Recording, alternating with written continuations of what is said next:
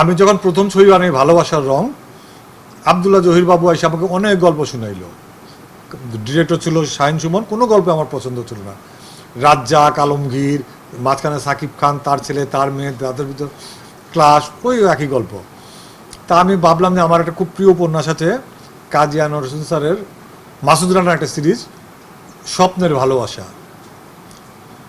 ওইটার ভেঙে আমি এই ভালোবাসার রং বানাইতে চাই, স্বপ্নের ভালোবাসা আমি বানাবো।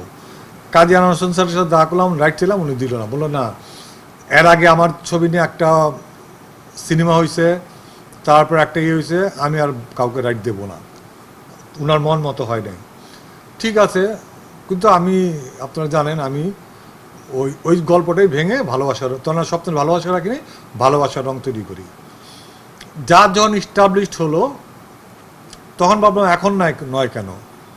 এটা 2017 সনের থেকে আমরা কাজী আনোয়ার হোসেন স্যারের সাথে আলাপ করি, কথা বলি, ওনার আশেপাশের লোকজন, ওনার স্টাফ সবাই বলতেছে হ্যাঁ, এখন যদি মাসুদ রানাকে কেউ ইস্টাবলিশ করতে পারে সেটা জাজ মাল্টিমিডিয়াই পারবে।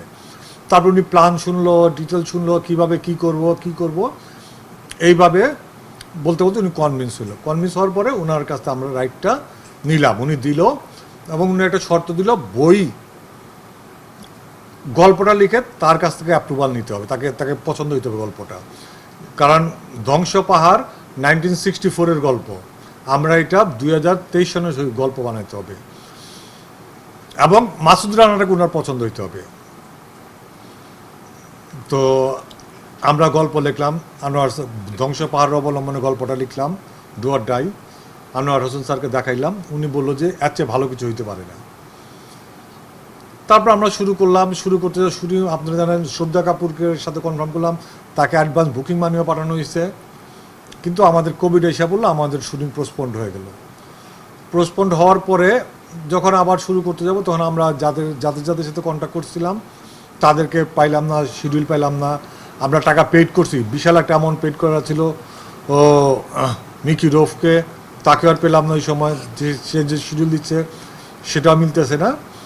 ফাইনালি আমরা তার চেয়ে বড়ো আর্টিস্ট ফ্র্যাঙ্কগুলো, মার্কেল, যে হোয়াইট, তাদেরকে নিয়ে শুরু করলাম। তো এখন মাসুদ রানা নিয়ে যাদের পরিকল্পনা, মাসুদ রানা 3টে হইতে যাবে। একটা যাবে হলিউড থেকে ওয়ার্ল্ড ওয়াইড যাবে, একটা যাবে বাংলাদেশে মাসুদ রানা, আরেকটা যাবে ওটিটিতে আমাদের কথা অলমোস্ট ফাইনাল হয়ে গেছে। ওটিটিতে কন্টিনিউয়াসলি একটা মাসুদ রানা চলবে, ওয়েব সিরিজ চলবে।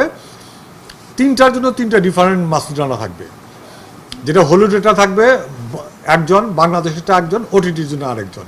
এইভাবে আমাদের মাসুদ রানা আমরা রান করার চিন্তা ভাবনা করতেছি।